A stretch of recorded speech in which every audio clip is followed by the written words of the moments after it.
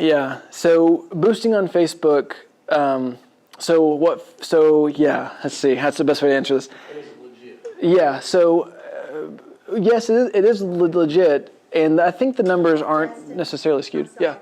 Back up. Yeah. Can you explain what Sure. boosting on Facebook Yeah, is? 100%. So if you post something on Facebook, Facebook will say, "Hey, for $10, we can get this in front of 3,000 people." And you're like, "Well, hot dog, that's pretty good, right? I'll spend $10 to get in front of 3,000 people." There are actually some issues. There's a couple of lawsuits that you may want to look into where it was found that Facebook was kind of padding some numbers, or they would say that you got in front of 3,000 in that time period, but then they'd run it a little longer. That way you eventually got in front of 3,000. Some weird things like that don't really make a lot of sense. There's a better way to do Facebook ads, which is the pay-per-click marketing. Boosting kind of falls underneath that, but it's like, I'm trying to think of the best way to say this.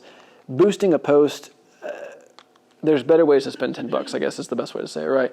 It'd be better to spend, save up whatever you'd spend over boosting and then toss that into a Facebook course online and learn a little bit more about getting some organic traffic or some organic post engagements.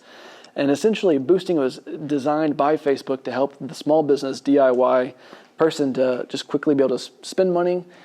But that's it. They were there to help you spend money, right? Facebook is a business in and of themselves, and so I try to hesitate people. Hey, let's not boost right now. Let's get you some organic exposure and things like that. And once you start growing organically, then you can start thinking a little bit more about pay-per-click.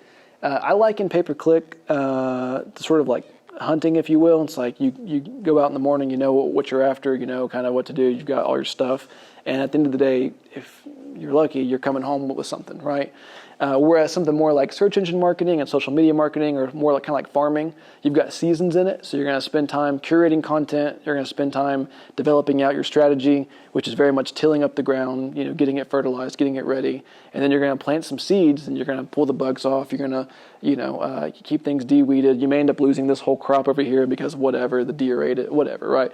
But what happens is you learn a lot over that season, and then the next season, most of the foundational stuff's already been done. So you're just sort of building off what you've already done in the past. That's a lot of the organic, like search engine and social media marketing. And that's where we try to get people to spend a lot of time and effort at, because it's an investment. Pay-per-click, you stop paying, it goes away. Whereas these investments, it may cost a little bit more, you may spend more long-term, but long-term you're going to have more advantage as well, right? Hey, thanks for watching to the end of this video. We put videos like this out every single week, so consider subscribing. Also, you've heard other YouTubers say, smash that like button. Here, we think you should crush it. See you in the next video.